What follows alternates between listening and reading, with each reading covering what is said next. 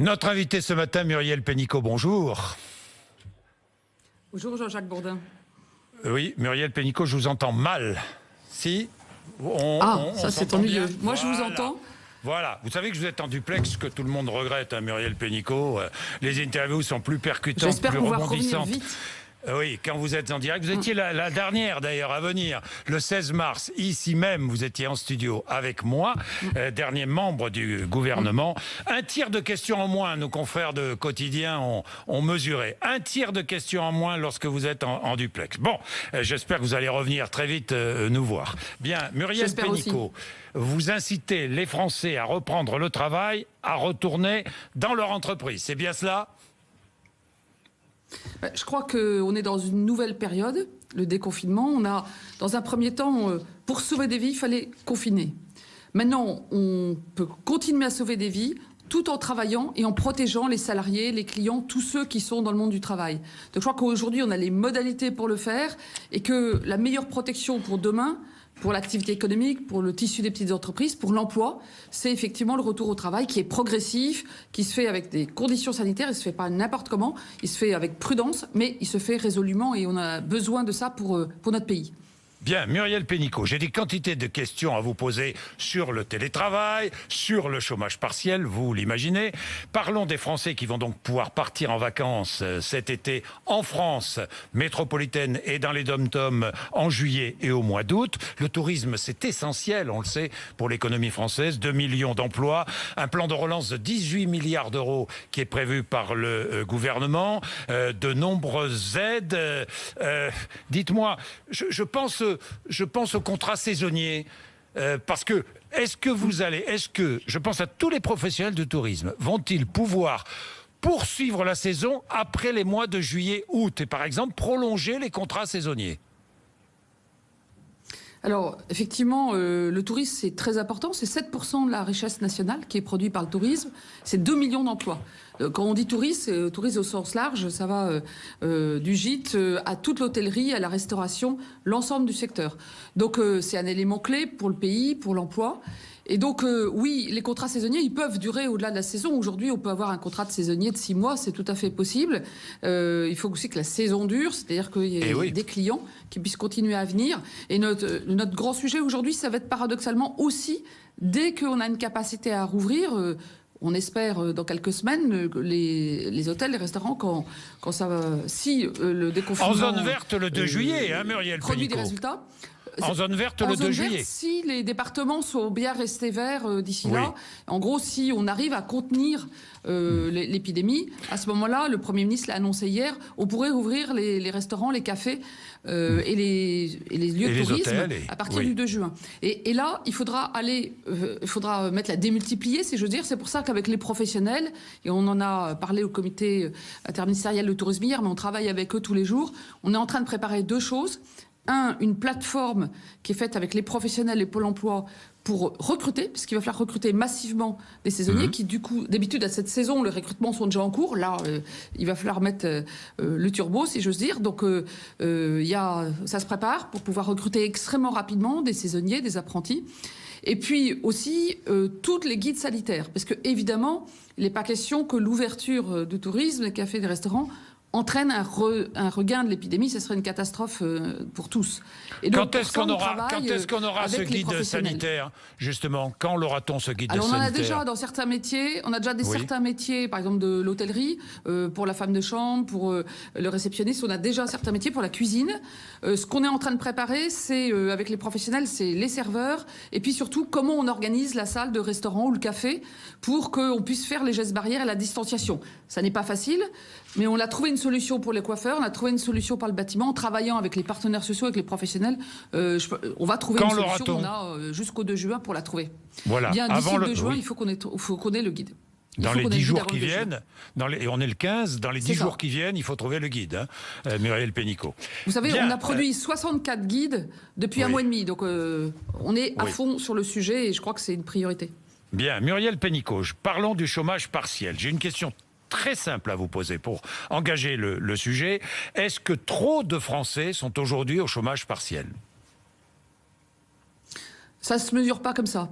est-ce qu'on a bien fait de faire un chômage partiel massif, inédit, comme on l'a jamais fait, qui protège 11 millions de salariés et 1 million d'entreprises sur les 1 300 000 qui embauchent? La réponse est oui. Sinon, on aurait des centaines de milliers, des millions de chômeurs en plus. Donc, on a bien fait d'amener ce filet de protection massif. Alors maintenant, le chômage partiel, c'est pas pour toujours, parce qu'effectivement, ça n'aurait pas de sens économique, ça n'aurait pas de sens en termes d'emploi. Donc, il va falloir progressivement, et on le voit, on le constate déjà, reprendre l'activité économique. Et on a fait quelque chose de très souple pour que le chômage partiel puisse aussi accompagner la reprise. Concrètement, vous avez une entreprise de 50 salariés, l'activité reprend mais pas complètement, vous en faites revenir 20 salariés qui reprennent leur contrat de travail, donc c'est l'entreprise qui les paye, c'est plus l'État.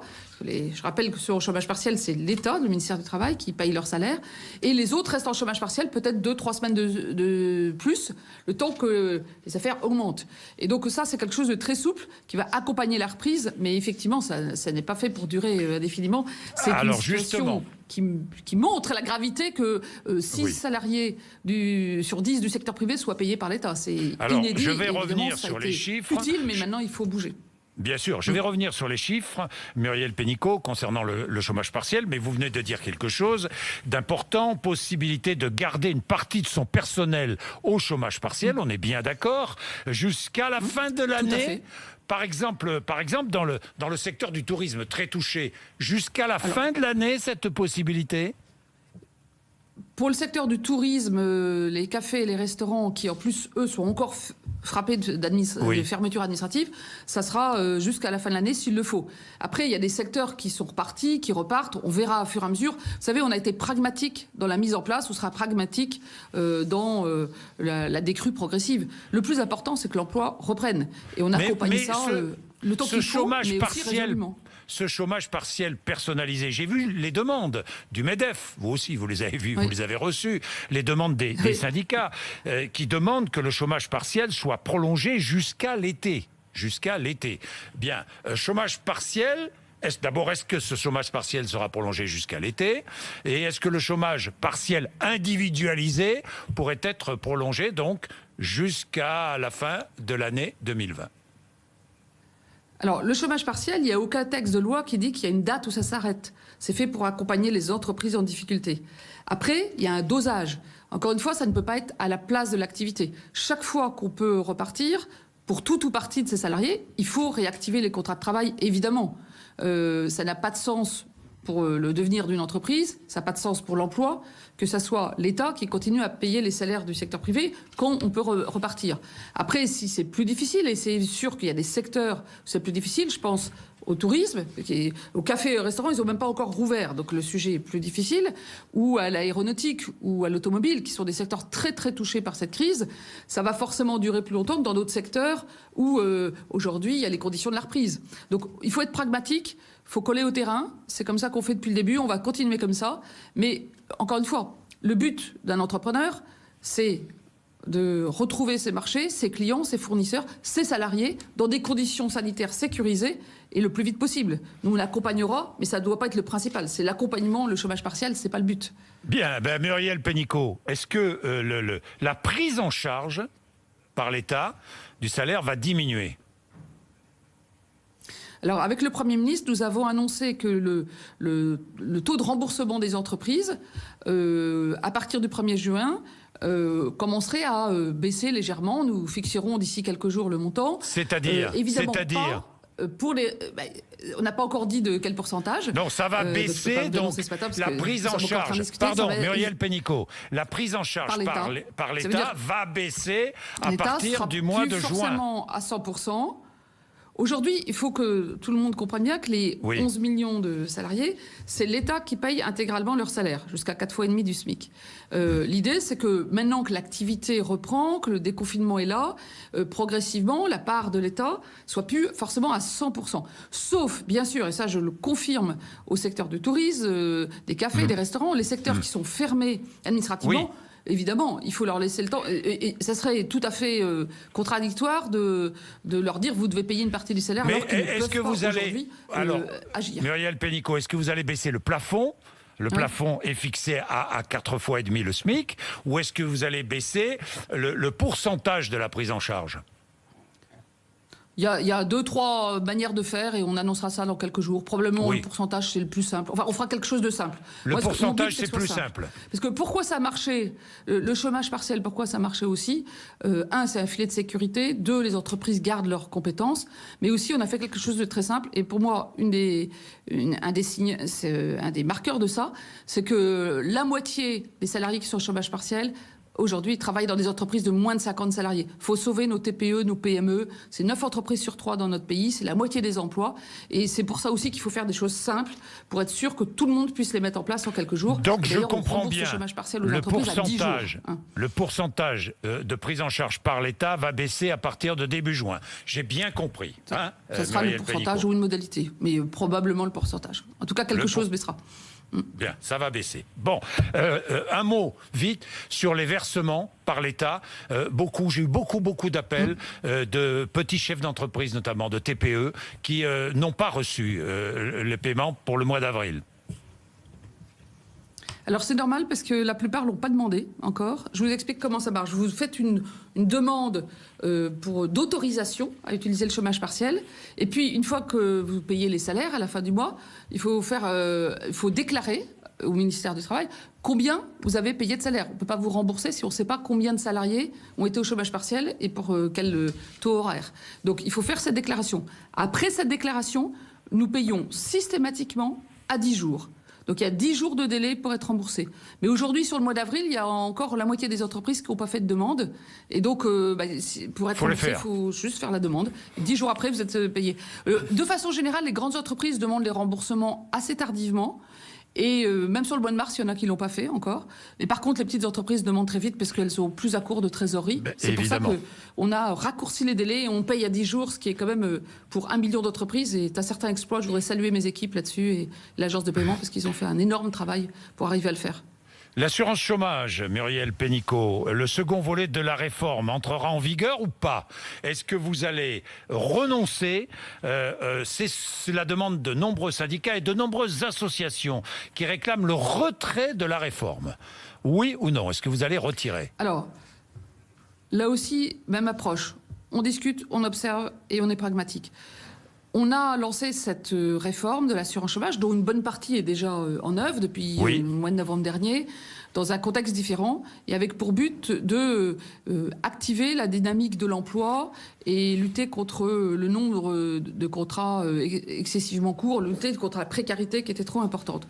Mais on l'a fait dans un contexte qui est objectivement différent. Personne ne pouvait prévoir cette crise. Je vous rappelle qu'il y a 3 mois exactement, quasiment jour pour jour, on annonçait la baisse du chômage historique depuis 12 ans, l'explosion de l'apprentissage. C'était il y a 3 mois, ça nous paraît bien loin.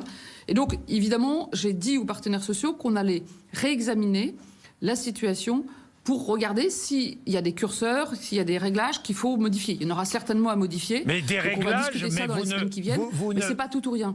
Voilà, ce n'est pas tout ou rien. C'est-à-dire que la deuxième partie de la réforme sera peut-être... Pardon, Muriel Pénicaud. La deuxième partie de la réforme sera appliquée, même modifiée, même améliorée ou transformée, changée. Elle sera appliquée. C'est pas ce terme... C'est pas en ces termes-là que je pose la question. On regarde la situation de l'emploi, la situation économique, la situation des demandeurs d'emploi. J'ai déjà fait plein d'aménagements pour protéger les plus vulnérables. Par exemple, les démissionnaires qui venaient de démissionner et qui avaient une promesse d'embauche qui se retrouvaient sans rien. Là, on les a couverts par l'assurance chômage. On a allongé les fins de droit pour tous ceux qui arrivaient en fin de droit en mars et en avril. Donc on prend déjà des tas de mesures, on a déjà pris des tas de mesures pour protéger les plus vulnérables. Donc il faut examiner toutes les mesures sans a priori. Je crois que c'est le maître mot, sans a priori, mais de façon réaliste par rapport à la situation du pays, de l'emploi et de la capacité à trouver un emploi. Ce matin, il y avait 400 000 offres d'emploi, 430 000 sur le site de Pôle emploi. Au passage, même une période de crise, on recrute. Mais c'est moins que d'habitude. Avant, c'était autour plus de 700 000 chaque jour. Donc, il faut tenir compte de cette situation, mais on va regarder les choses. Moi, je n'ai pas d'a priori, mais on regarde les choses sur des bases objectives pour faire les bonnes adaptations. Alors, j'ai entendu évidemment la fameuse formule « plus rien ne sera comme avant ». Alors, je vous pose une question. Les CDD, est-ce que le CDD sera renouvelable plus de 2 fois?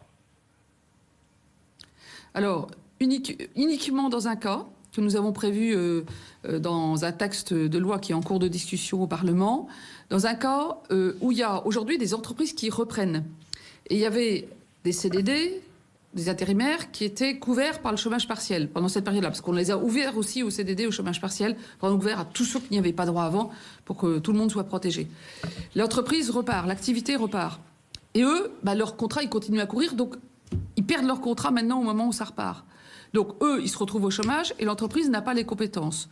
Donc ce que nous avons prévu dans le texte de loi, après que j'en ai discuté avec les partenaires sociaux, c'est que de façon exceptionnelle, jusqu'à la fin de l'année, dans une entreprise, s'il y a un accord majoritaire avec les syndicats dans l'entreprise, donc c'est sous contrôle du dialogue social, on pourrait prolonger un peu plus les CDD et l'intérim, sans dépasser les fameux 18 mois, pour que ces salariés ne se retrouvent pas demain au chômage alors que l'activité reprend. Muriel Pénicaud, j'entendais, vous l'entendez aussi, vous entendez le personnel soignant. On en a assez des primes, dit le personnel soignant. C'est ce qu'ont dit les médecins hier à Emmanuel Macron. On veut des augmentations de salaire. Est-ce que le personnel soignant à l'hôpital sera augmenté, oui ou non? Le président de la République a pris un engagement sur les rémunérations des soignants et sur les moyens de l'hôpital. Donc le ministre des Solidarités et de la Santé, Olivier Véran, discute et va discuter avec tous les employeurs sur la manière de l'organiser. Et il y aura donc des augmentations. Vont augmenter, il a dit. Alors, il y aura des augmentations de salaire. Il y aura un plan sur les rémunérations. Il y a, de façon générale. D'abord, il faut le discuter. Ça aussi, c'est du dialogue social. Oui. C'est le ministre de la Solidarité et de la Santé qui en est en charge. Ça commence par les primes. Les primes vont être versées en mai et juin. Je ne crois pas qu'ils soient contre les primes. Ils disent que ça ne suffit pas. Je connais personne qui est contre le fait qu'on verse une prime exceptionnelle qui est justifiée. Mais il y a un sujet de l'hôpital qui a été reconnu. Et comment les moyens de l'hôpital et les moyens des soignants augmentent, ça fait partie des sujets. Mais là, on est en pleine urgence. C'est normal que ça prenne un peu de temps. J'entends l'attente. Non mais Muriel Pénicaud, ma question est claire. Je comprends qu'il faille discuter avec les salariés. Oui ou non, est-ce que les personnels soignants seront rapidement augmentés? Alors, je ne peux pas vous dire le rapidement parce que je ne suis pas en charge de cette négociation. Je ne connais pas le calendrier exact, mais il y a des discussions sur la table, effectivement, sur le sujet. Sur le sujet. Donc, ils seront augmentés. Quand? On ne peut pas dire, mais ils seront augmentés. Je dis qu'il y a des discussions, effectivement, par le ministre de la Santé avec tous les acteurs. Il y a des employeurs publics et privés, donc c'est des discussions qui prennent un peu de temps, parce qu'il y a les hôpitaux publics, il y a les cliniques privées, et puis il y a les EHPAD. Enfin, c'est l'ensemble du secteur qui s'est fortement mobilisé et qui aujourd'hui encore est très en tension, parce que en tension le nombre de personnes en réanimation, le nombre de personnes en EHPAD qu'il faut protéger. Je rappelle que tous ces personnels soignants, et quand on dit soignants, c'est au sens large, c'est l'ensemble du personnel d'un hôpital ou d'un EHPAD, ils sont toujours au front. Il ne faut pas croire que c'est derrière nous, c'est toujours vrai. Il y a encore beaucoup de personnes en réanimation, ça s'améliore, mais on est quand même encore dans cette situation d'urgence. Alors, j'ai une autre question. Est-ce que vous appelez toutes les entreprises privées et publiques à ouvrir des négociations salariales pour celles et ceux qui étaient en seconde ligne pendant cette crise sanitaire et qui sont souvent mal payés? Je pense à tous les métiers de la sécurité, je pense au métier du nettoyage, je pense au métier de la route, entre autres. Muriel Pénicaud. Alors, le président de la République l'a dit dans son allocution, la deuxième ligne, c'est-à-dire celle derrière les soignants, mais qui a permis que l'activité et la vie continuent tout simplement pendant les 2 mois de confinement, les presque 2 mois de confinement. Ce sont effectivement des caissiers et des caissières, des manutentionnaires des entrepôts logistiques, ce sont les éboueurs, ce sont les chauffeurs-livreurs. Donc il y a un certain nombre de nos concitoyens qui ont été vraiment au front et qui ont permis que la vie continue. Donc, il faut une forme de reconnaissance et je pense que beaucoup de Français ont pris conscience à ce moment-là, d'ailleurs, de l'importance de ces métiers plus que d'habitude. Et beaucoup de ceux qui travaillent dans ces métiers disent aujourd'hui, avant j'étais considéré comme pas grand-chose et aujourd'hui on reconnaît que mon métier est important. Mais maintenant, c'est quoi la suite? La suite, il y a court terme et moyen terme. À court terme, nous avons prévu une disposition qui permet à leurs employeurs, c'est du secteur privé, donc c'est aux employeurs de traiter le sujet, aux employeurs de leur verser une prime sans charge sociale, sans impôt, ni pour le salarié, ni pour l'employeur, jusqu'à 1 000 € et même 2 000 € s'il y a un accord d'intéressement. Donc moi, je suis très attentive à regarder est-ce que les employeurs vont le faire. Ça, c'est le court terme, mais enfin le court terme qui compte. Et je note que dans la distribution, une grande partie des enseignes le font. Moi, j'attends que toutes les enseignes le fassent, toutes les grandes enseignes alimentaires, qu'elles soient intégrées ou franchisées. Mais c'est en voie. Il y a d'autres secteurs où on va observer ce qui se passe. Ensuite, il y a le sujet des perspectives. Et là, c'est plus le moyen terme. Et là, il faut qu'il y ait un dialogue social dans chaque branche. C'est pour ça que j'ai dit que moi, je convoquerai les principales branches concernées. D'abord, pour se dire quels sont les métiers concernés. Et du coup, comment ils peuvent être reconnus dans la durée? Parce qu'il y a les questions de salaire, il y a les questions de formation, il y a les questions de perspective de carrière. Est-ce que vous avez une perspective d'évolution quand vous entrez comme éboueur ou caissière? Ça, c'est important parce que c'est l'avenir professionnel de ces salariés. Alors, on a mis beaucoup de choses sur la formation déjà avec mon compte formation, mais il faut que cette discussion ait lieu dans les branches concernées avec les partenaires sociaux. Et donc, c'est pour ça que j'ai dit que je convoquerai les branches concernées pour qu'on en discute, qu'ils définissent les métiers et qu'on regarde ce qui peut être fait. Bien, Muriel Pénicaud, nous serons attentifs. Nous serons attentifs. Merci beaucoup d'avoir accepté notre invitation sur RMC et BFM TV. Il est 8h55.